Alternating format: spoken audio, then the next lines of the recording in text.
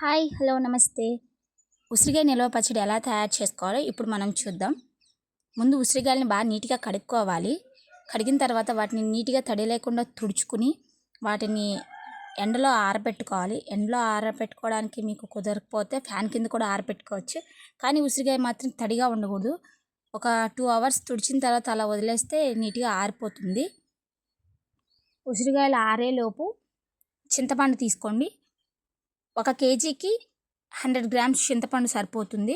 Water ఎక్కువ పోసుకోకండి, కొంచెం పోసుకోండి. ఎందుకంటే ఆ గుజ్జు తీసుకునేటప్పుడు ఆ గుజ్జు ఉడకడానికి మళ్ళీ టైం పడుతుంది. నేను ఇలా ఎండలో ఆరపెట్టాను ఉసిరికాయలు. ఒక 2 అవర్స్ పాటు అలా వదిలేస్తే అస్సలు తడి ఉండదు, తేమ లేదు చూడండి. ఇప్పుడు వీటికి 6 పక్కల ఘాటు పెట్టుకోవాలి. చాలామంది 4 పక్కలు పెట్టుకుంటారు. పచ్చడి తొనలు తొనలుగా రావాలంటే ఇలా 6 పక్కల ఘాట్లు పెట్టుకుంటే తినేటప్పుడు చక్కగా నీట్గా తొనలు తొనలుగా వస్తుంది. ఇంకా చింతపండు గుజ్జుని బాగా తీయాలి. అందులో ఉన్న పిప్పుని తీసుకుని గుజ్జుని మాత్రం తీసుకోవాలి. పిప్పు అంతా వేడి చేసేయాలండి, కొంచెం కూడా పిప్పు లేకుండా చూసుకోవాలి. చూడండి ఇక్కడ వీడియోలో కనిపిస్తున్నట్లుగా ఇలా ఉండాలి. గుజ్జు అంతా వచ్చేసింది కదా. ఇప్పుడు ఈ గుజ్జుని పక్కన పెట్టుకుందాం కొంతసేపు. ఇంకా ఉసిరికాయలని ఒక గ్లాస్తో నేను కొలత వేసుకున్నానండి. అంటే కారం అవి కొలతలు కరెక్ట్గా రావాలంటే ఇలా గ్లాస్తో కొలత వేసుకోవచ్చు. ఇలా 4 గ్లాసులకి 1 గ్లాస్ కారం పడుతుంది. అందుకని నేను ఇలా 4 గ్లాస్ తీసుకున్నాను. నాకు 8 గ్లాసులు అయ్యింది, 2 కేజీలు కాబట్టి. ఇలా కొలత వేసేసుకున్న తర్వాత వేరుశనగ నూనె తీసుకున్నానండి. కేజీకి 1/2 కేజీ నూనె పడుతుంది. సో నాకు 2 కేజీల కాయలు కాబట్టి నేను కేజీ నూనె తీసుకున్నాను. ఇలా ఆయిల్ పోసుకుని వేయించుకోవాలి.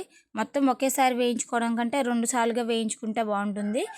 కాయలు బాగా వేగకూడదండి, బాగా వేగితే నలుపు రంగు వస్తుంది. ఇలా మీడియంగా ఉంటే చాలు. ఇలా కనిపించగానే మీరు దించేసుకోవచ్చు.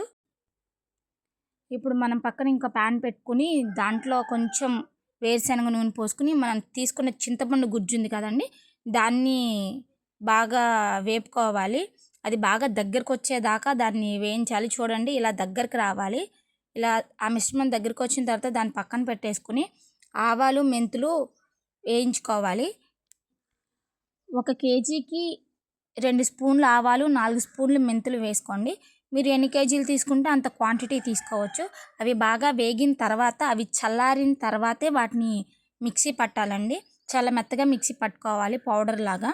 ఇలా మిక్సీ పట్టిన తర్వాత పక్కన పెట్టుకోండి. ఇప్పుడు ఉసిరికాయలు, చింతపండు గుజ్జు ఇవన్నీ ఏవి వేడిగా ఉండకూడదండి, అన్నీ చల్లారిపోయే ఉండాలి. తర్వాత ఉసిరికాయలు ఇలా చింతపండు గుజ్జుని కలుపుకోండి. కలుపుకున్న తర్వాత మీరు ఆల్రెడీ పట్టించుకుని ఉన్న ఆవపిండి మెంతిపిండి ఉంది కాబట్టి దాన్ని కలుపుకోండి. తర్వాత కారం తీసుకోండి. 4 గ్లాసుల కాయలకి 1 గ్లాస్ కారం సరిపోతుంది. నాకు 8 గ్లాసులు కాబట్టి నేను 2 గ్లాసులు తీసుకున్నాను. తర్వాత మీరు తీసుకున్న గ్లాస్కి హాఫ్ సాల్ట్ తీసుకోండి. సాల్ట్ తక్కువ తీసుకున్నా పర్లేదు, కావాలంటే తర్వాత కలుపుకోవచ్చు. మీరు వెల్లుల్లిపాయలు కలుపుకోవాలనుకుంటే కలుపుకోవచ్చు, లేకపోతే లేదు. తర్వాత ఆయిల్ కలుపుకోవాలి. ఇది ఉసిరికాయలు మనం వేయించుకున్న ఆయిల్ ఉంది కదా, ఈ ఆయిల్ కూడా బాగా చల్లారిపోయి ఉండాలండి. ఇక తర్వాత మొత్తం తీసుకుని ఒక కంటైనర్లో పెట్టుకోవాలి. బాగా కలిపిన తర్వాత దాన్ని ఒక కంటైనర్లో పెట్టుకోవాలి. ఒకసారి సాల్ట్ చూసుకోండి, ఉప్పు సరిపోకపోతే వేసుకోండి, చాలు అనుకుంటే అవసరం లేదు. ఇంకా పక్కన పెట్టేసిన తర్వాత 3rd డే ఓపెన్ చేసుకోండి. 3rd డే ఒకసారి మళ్ళీ కలుపుకోవాలి. మీకు సాల్ట్ కానీ కారం కానీ ఏది తగ్గినా ఈ 3వ రోజు కలుపుకోవచ్చు. చూసారు కదా ఎంత ఈజీగా ఉసిరికాయ నిల్వ పచ్చడి తయారు చేసేసాము. ఈ రెసిపీ మీ అందరికీ నచ్చింది అనుకుంటున్నాను. ఎవరైనా ఈజీగా తయారు చేసేసుకోవచ్చు కదా. ఇప్పటి వరకు మన ఛానల్ చూసి ఫాలో అయినందుకు థ్యాంక్ యూ ఫర్ వాచింగ్.